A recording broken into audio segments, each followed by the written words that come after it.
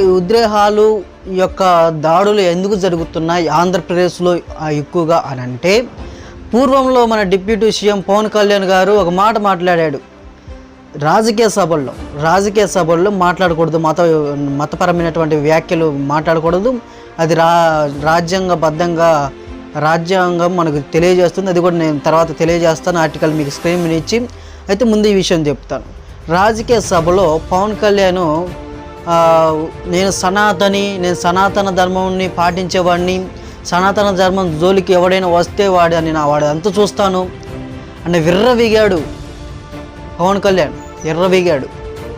అసలు రాజకీయాల్లోకి మతపరమైనటువంటి ఏ విషయాలు కూడా రాజకీయాల్లోకి తీసుకురాకూడదు. ముందు రాజకీయ సభల్లో మతపరమైనటువంటి విషయాలు ఏది కూడా మాట్లాడకూడదు.